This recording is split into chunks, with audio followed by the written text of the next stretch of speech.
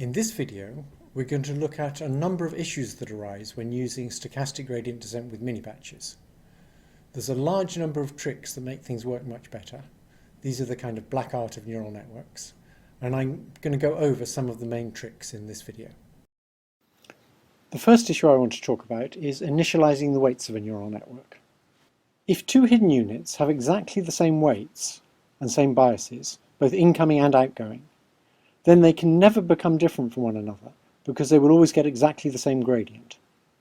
So to allow them to learn different feature detectors, you need to start them off different from one another. We do this by using small random weights to initialize the weights. That breaks the symmetry. Those small random weights shouldn't all necessarily be the same size as each other. So if you've got a hidden unit that has a very big fan-in, if you use quite big weights, it'll tend to saturate it. So you can afford to use much smaller weights for a hidden unit that has a very big fan-in. If you have a hidden unit with a very small fan-in, you want to use bigger weights. And since the weights are random, it scales with the square root of the number of the weights. And so a good principle is to make the size of the initial weights be proportional to the square root of the fan-in. We can also scale the learning rates for the weights the same way. One thing that has a surprisingly big effect on the speed with which a neural network will learn is shifting the inputs, that is, adding a constant to each of the components of the inputs. It seems surprising that that could make much difference. But when you're using steepest descent, shifting an input value by adding a constant can make a very big difference.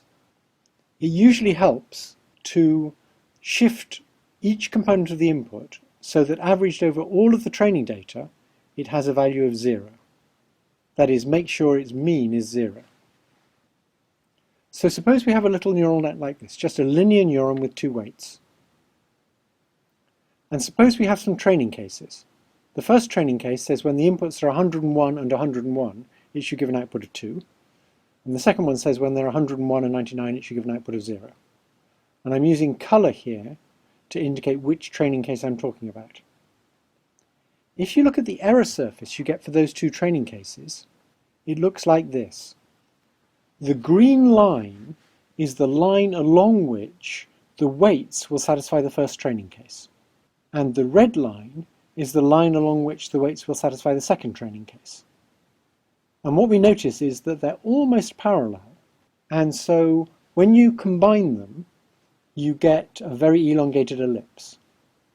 One way to think about what's going on here is that because we're using a squared error measure, we get a parabolic trough along the red line.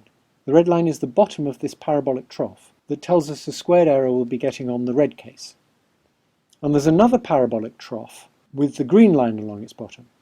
And it turns out, although this may surprise your spatial intuition, if you add together two parabolic troughs, you get a quadratic bowl, an elongated quadratic bowl in this case.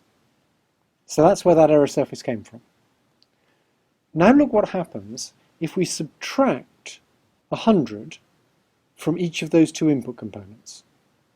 We get a completely different error surface. In this case, it's a circle, it's ideal. The green line is the line along which the weights add to 2.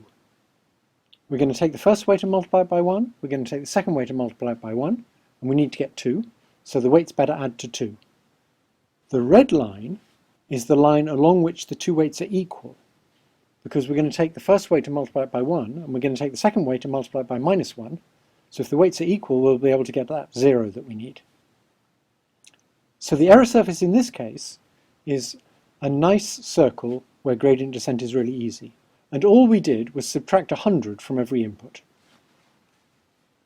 If you're thinking about what happens not with the inputs, but with the hidden units, it makes sense to have hidden units that are hyperbolic tangents that go between -1 and 1.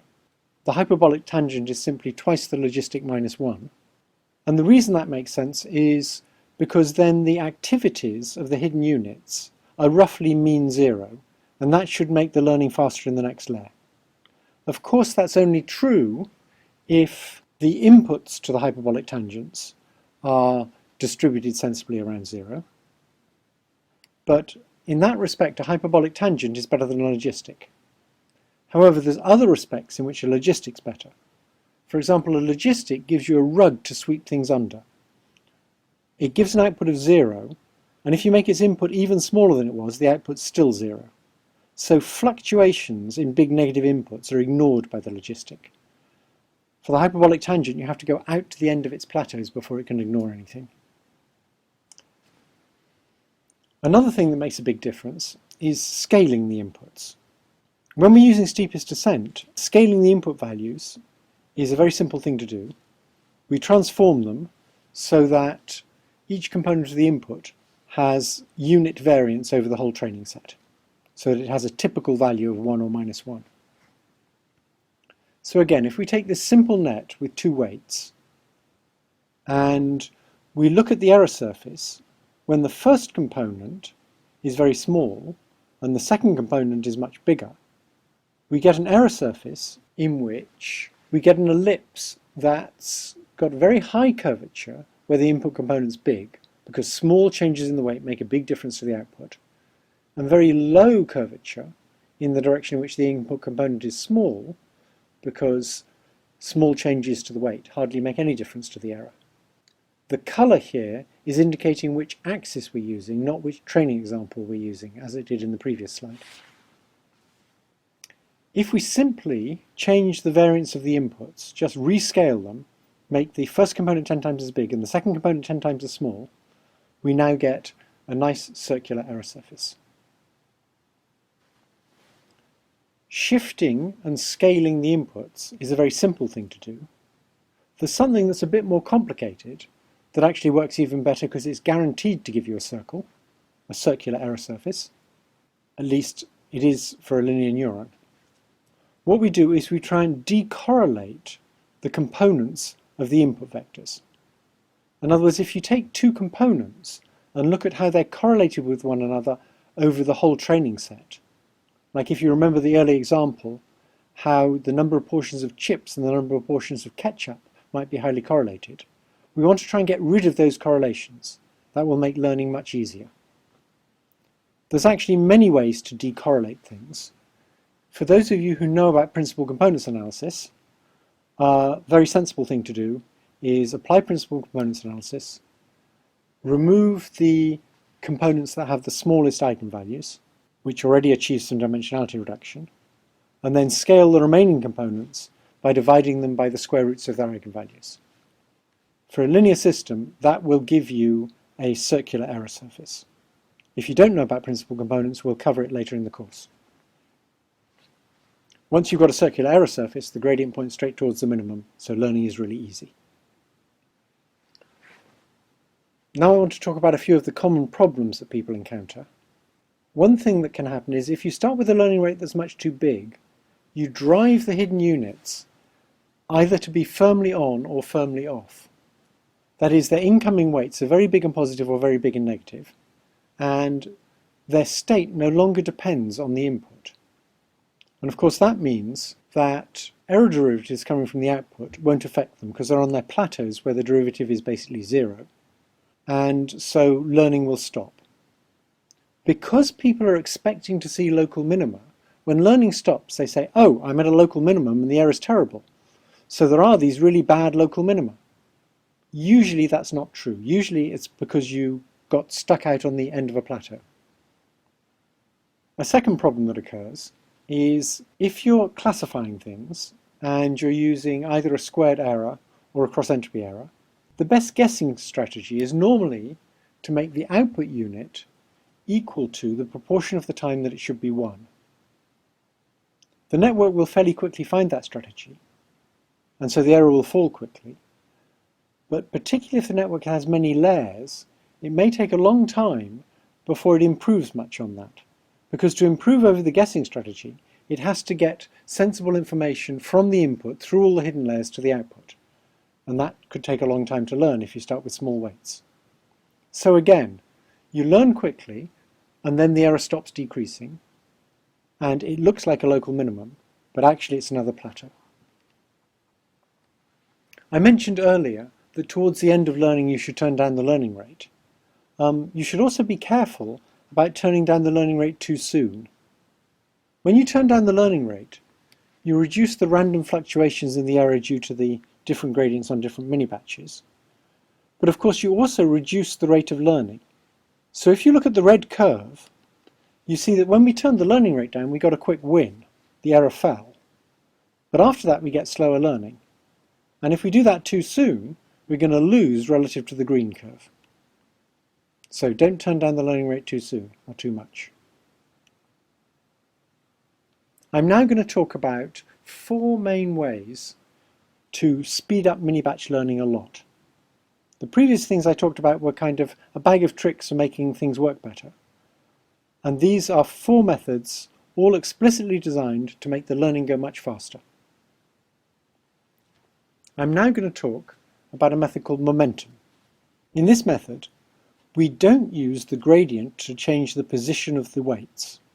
That is, if you think of the weights as a ball on the error surface, standard gradient descent uses the gradient to change the position of that ball.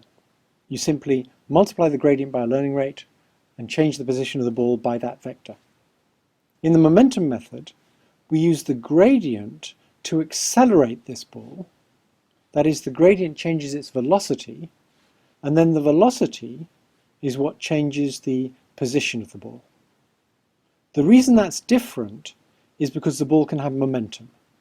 That is, it remembers previous gradients in its velocity.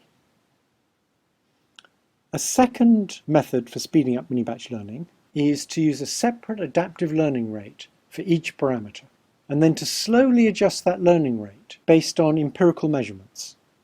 And the obvious empirical measurement is, are we making progress by changing the weights in the same direction? Or does the gradient keep oscillating around so that the sign of the gradient keeps changing? If the sign of the gradient keeps changing, what we're going to do is reduce the learning rate, and if it keeps staying the same, we're going to increase the learning rate. A third method is what I now call RMS prop, and what we do in this method is we divide by a running average of the magnitudes of the recent gradients for that weight. So that if the gradients are big, you divide by a large number, and if the gradients are small, you divide by a small number. That will deal very nicely with a wide range of different gradients. It's actually a mini-batch version of just using the sign of the gradient, which is a method called rprop that was designed for full batch learning. The final way of speeding up learning, which is what optimization people would naturally recommend, is to use full batch learning and to use a fancy method that takes curvature information into account, to adapt that method to work for neural nets, and then maybe to try and adapt it some more so it works with mini batches. I'm not going to talk about that in this lecture.